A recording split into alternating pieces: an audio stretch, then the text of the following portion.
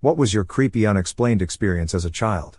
When I was a child, my grandparents' house always creeped me out. I was terrified of the basement, and there was something off about the rest of the house. Once when I was 10, my mom and I were sleeping in my grandpa's bed. I couldn't sleep and I was facing the middle of the bed, so the back of my head was near the space between the bed and the wall/window. All of a sudden, I feel something poke the back of my head twice. I was petrified and froze, so I never turned my head to see what was poking me. To this day I don't know what could have happened, but I can still feel those pokes. It was late-ish at night and I heard a car crash outside my house. For some reason I had a gut feeling of who it was and told my parents, and I was right. It was a friend of the family that I had only met once years and years ago, and did not even live close to us. I have no idea if it was something more than being just the hugest coincidence guess in the world.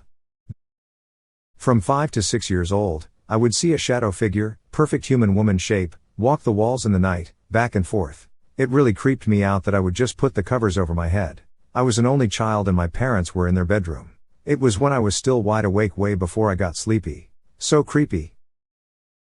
My mum put me to bed in my room, but I woke up downstairs. I thought it was a dream, but some man picked me up when I was almost asleep, carried me downstairs and put me down on some blankets between a sofa and chair. I was quite young, so my parents still had a safety gate. My dad wasn't in, worked nights then, and my mum was asleep, so no one knows how I managed to get downstairs. I can still remember this now, strangely. Haven't told this one in a while. I was young, 5 to 7, somewhere in there.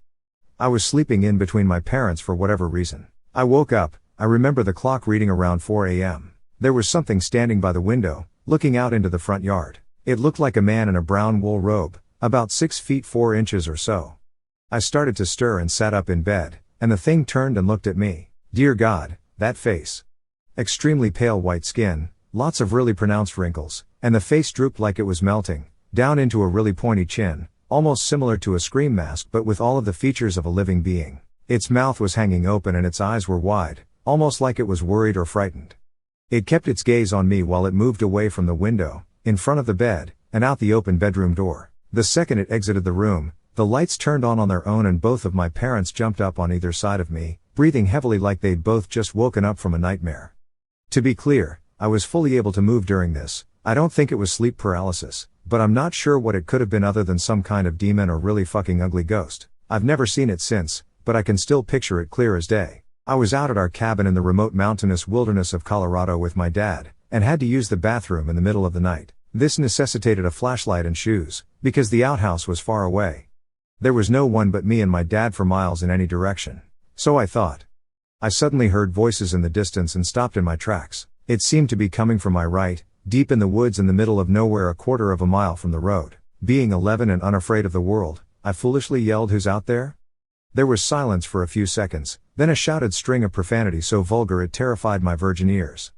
I stood stock still for a moment like a terrified rabbit but heard nothing else, so I ran back to the house and woke my dad up. He got up, loaded his gun, and turned all the lights on, but we never heard another sound.